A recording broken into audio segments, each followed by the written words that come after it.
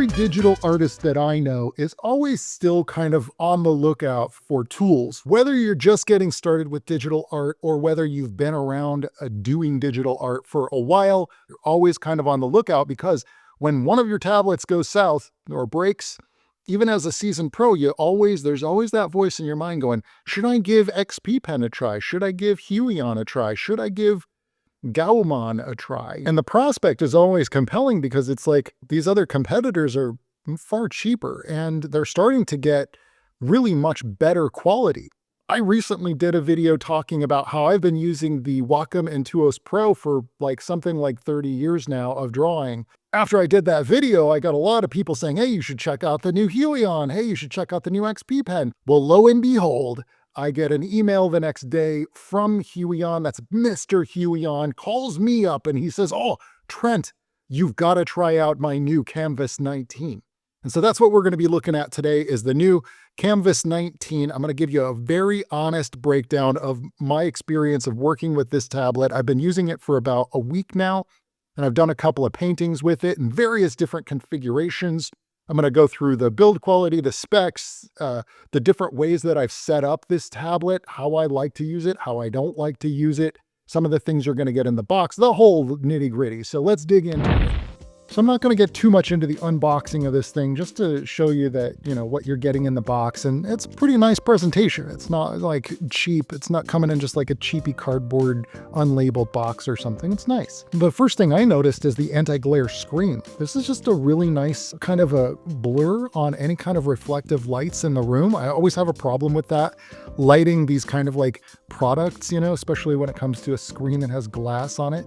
It has a really strong build quality. I noticed that right away. This isn't just some kind of cheapy plastic thing. It's real metal. There are these legs on the back that have rubber ends so that you can put those legs down and it holds itself up really nicely. And I found it was very sturdy when you've got it on your desk. The size of this thing is particularly compelling.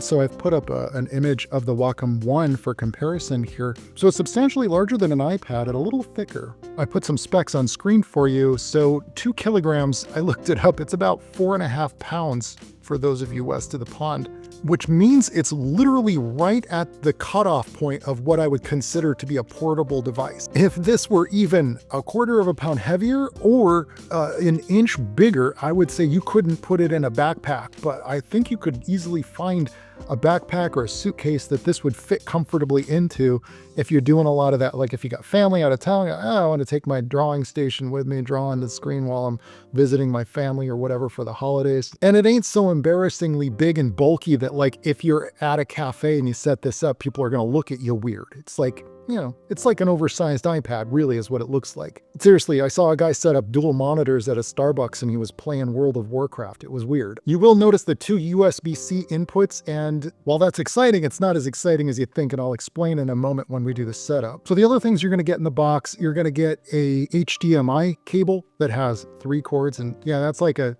almost single wire, but kind of splits into 3. So I don't know, it's bulky, and I don't like this particularly, this setup. I much more prefer the streamlined, and I was so excited when I saw this. I was like, oh, it's got a red casing on it. Maybe that means it's that's the power. Yeah, it is the power. But guess what? You also have to plug in the other USB-C. So those 2 USB-C inputs are for the 2 wires. And then that plugs into one of these jobbies so you can plug it into the wall. And I guess that's the trade-off, right? It's it can't run off of the laptop's power if it's just one USB-C cable. But what we've also got here is the pens, and there are 2 pens. It comes with a skinny pen and a fatty pen. The fatty pen is what you're seeing now, and that's pretty much as close to the standard thickness of what you get from a Wacom pen, And it does have that eraser tip, so if you flip it around, that swips to your eraser in most software. And I noticed it has 3 buttons here, which is kind of exciting and kind of interesting, and it had me super stoked to try it out. It also does come with a skinnier pen if you wanted to use something a little bit more like a pencil. And this is kind of cool. It comes with one of these pads that allows you to pre-program functions for whatever software you're using. So if you want to like Photoshop and you're like, oh, I want to have a button that just saves automatically or changes the brush size or increases the zoom or whatever, you can program these really easily, and it's got nice software for that. It's super cool that it comes with something like this. But more than any of that stuff, I know that most of you are really just going to be buying this whole box just for the Pro Glove. You guys know I wear my Pro Glove everywhere that I go. It lets people know how serious you are about your art. It improves your art by 20%, and it absolutely will not sweat more than you would have sweated if you weren't wearing it and you were touching the screen. Radical. I want to talk really briefly just about configuration because this is, I think, a very versatile tablet. You can set it up a lot of different ways. I tried sitting on the couch with it and just drawing with it on my lap using my computer off to the side. I tried setting it up with 3 monitors, so a dual monitor display, and then this is mirroring one of those monitors. I tried setting it up with just this display, no distractions, so you're just like in it. And then I tried setting it up with my 28-inch LG display above it, so it's like a big oversized DS or 3DS or whatever. And ultimately, I found that was probably the best setup for me, but I did try a lot of different configurations. You don't have to find the one that works best for you. But once I found the setup that was most comfortable for me, then I could actually start to evaluate it. So let's dig into that a little bit more. First of all, who is this tablet for? Now, this tablet is a tablet that you still have to plug into a computer. It's not a standalone device like an iPad. And so that requires basically that you're going to have some kind of a Mac or a Windows machine. I'm using a Mac. It's a 2022 MacBook Pro. And I didn't have any issues with performance like at all. No lag in the device itself. In fact, it felt buttery smooth. This device itself is a 4K display, which looks staggering. Now I get sent tablets all the time, and this is one of the greatest screens that I have seen to date. And this is exciting for me when I first opened it up, because I was like, I haven't used a HUION since 2017, and the one that I tried out back then was not anything particularly special. In fact, I at that time, I perceived HUION as like a nice beginner grade tablet. Yet with this device, it really seems, and this is what's exciting, is that it really seems like they bumped that up. Like this is meeting a lot of people's needs. So when I'm talking about who this is for, I'm talking about maybe like if you're an absolute beginner, there are far cheaper options. I consider this probably, with the price point, this is like they're aiming to get into the pro market. And they've done a lot of things here which streamline the install process, the user interface for their software. There's a lot of things here. The resolution for this thing is an example of how they're stepping it up to meet that pro level's needs. Like, a beginner isn't going to be as concerned about having a 4K display as somebody who's, for instance, working on poster-sized images or video game development, or which is what I do, or comic book covers or your comic book art, on a pro level. This is definitely a Kamvas 19 Pro. The compact nature of the Kamvas Pro 19 also indicates to me that this is for somebody who possibly wants a minimalistic desktop space. You're not springing for the 28-inch, you're springing for the 19-inch, which means it's not necessarily something that you want to only have at your desk.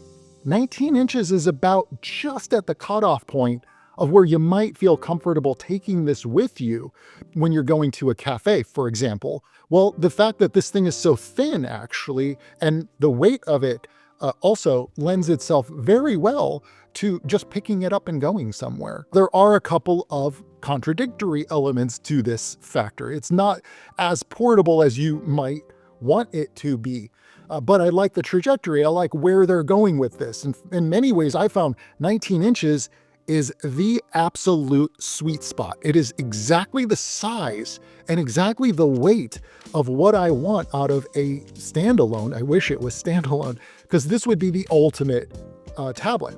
But before I get ahead of myself here, what are the things that keep it from being ultra portable? Well, one is that factor of plugging it into a computer, right? Obviously, if you're setting this up, in a public place, you're going to have a micro PC, such as like, I mean, I tried it with my Geekom A8 Mini that has a Ryzen 7 in it.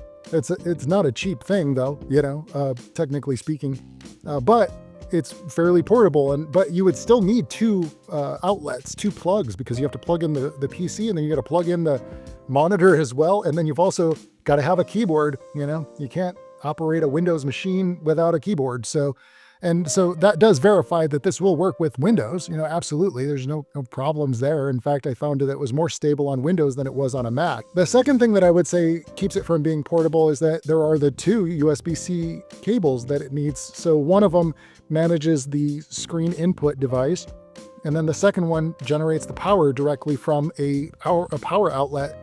So that's not exactly like super portable, not in the way that like say my Wacom One is just a one singular USB-C cable that goes to my MacBook. So all of that gets very expensive very fast, and quite honestly, if you're looking for something that's ultra portable, you know, this isn't going to be that. You're really just going to want to look at like a standalone for that ultra portability, but you're not going to get something this size with any kind of decent battery life. I believe there is a HUION Kamvas Studio series. I think there's a 16-inch for that, which is a self-contained, it's like a standalone, but it's substantially more expensive and smaller.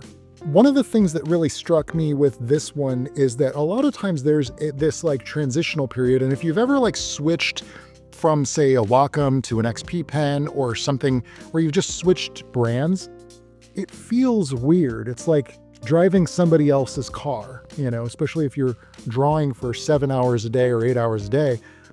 Switching your tools can feel awkward. And one of the things that I noticed immediately with this is that it really didn't. That was very strange to me. The pen feels like my Wacom. The thickness of the pen, the flexibility, the pressure of it. The old HUION that I had almost had like a spring in it. This just does not have any kind of spring reaction. In fact, it felt very similar to everything that I had experienced with my Wacom pens. And I really don't see that much of a difference in quality here when it comes to the overall assessment of the build quality and the performance of it. I mean, as expected, right? If you're running an old PC or an old computer, it's going to run slow, you know, but the devices these days, I've never test driven one of these devices from any developer and thought, man, there's so much lag here, I can't use this, because the processing power is not in the tablet. The processing power is in the PC itself. I don't think it's important to talk too much about parallax. I mean, the glass is thin. I didn't notice any kind of parallax, but that's not really how I paint anyway. I tend to calibrate so that my cursor is a little off center so I can see what I'm painting. That's not how I paint. I tend to paint with a tablet off to the side while I'm looking at a larger monitor anyway. As a matter of fact, I found the best configuration for using this particular device is to have it set up underneath a larger display so that I could mirror both displays. And then if my eyes are looking at the bigger screen, then I don't need to wear glasses at all, which is nice. As you get older, you're going to lose a little bit of your focus of your eyesight. And this is nice for when I do want to get down into the details and draw on the screen. I just look down. And when it comes down to it, it's like I was really shocked at how there really wasn't any buildup of heat. And I ran this thing for about 3 or 4 hours straight in one sitting at one point.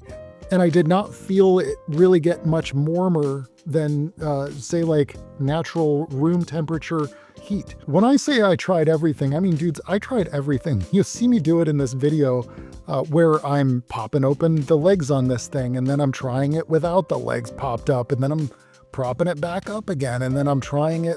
I'm drawing on the back of my own head sometimes. No, that's not true, but I tried it in every which different possible way that I might try to use a tablet, and ultimately found that it performed pretty consistently well. I had to do a few restarts and I had to clean up some drivers and things like that, but it was pretty consistent once I started using it for a lengthy period of time. And I didn't even have any issues when I did have it set up with my third display as well. You may have also noticed that I switch between Sketchbook Pro and Photoshop a lot. And I also tried this with Clip Studio Paint. And I saw pretty consistent performance across all of these. However, I do want to mention, I tried Corel Painter and it was the version from the Microsoft Store. And I tried that with this on a Windows machine. And for some reason, I was just having a lot of glitches with pressure sensitivity. I can't explain it. I don't know why.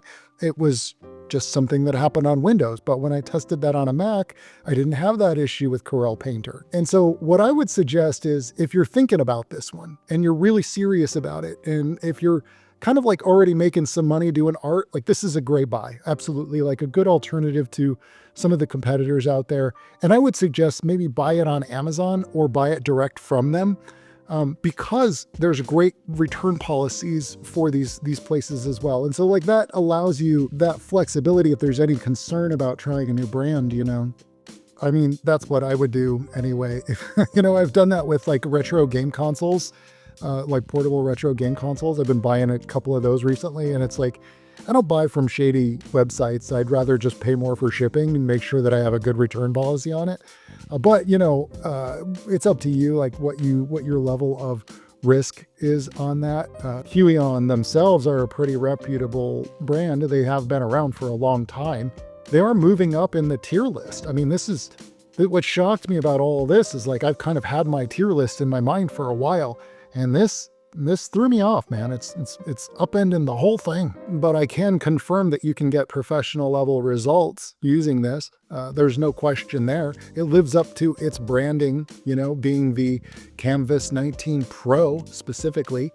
I do think they need to work on their naming, because there is also like a Kamvas 16, and then there's the Kamvas Slate 16, and these are totally different devices, for example. So like, be sure that you pay attention to what it is that you're purchasing. Make sure that you look into the specs of it and make sure that it's the one you're looking at. This is the Kamvas Pro 19. And certainly if you're a beginner, like don't spring for this. Like go for one of their cheaper models. There's a lot more affordable tablets out there. So in conclusion, this device really surprised me. It's been a long time since I've looked at HUION, and the last time I did, it wasn't so great. And now I'm looking at this thing, and the quality of the screen, the comfortability of the size of it, the build quality of it, the natural feel of the pen, the quality of this pen has really sold me on giving this tablet a lot more time. And I think I'm gonna start using this in the configuration that you saw me use it in this video. I have a lot of paintings I need to do. As we've nearly finished development on the Twilight Monk game, I'm switching over to a phase where I need to create a lot of promotional paintings.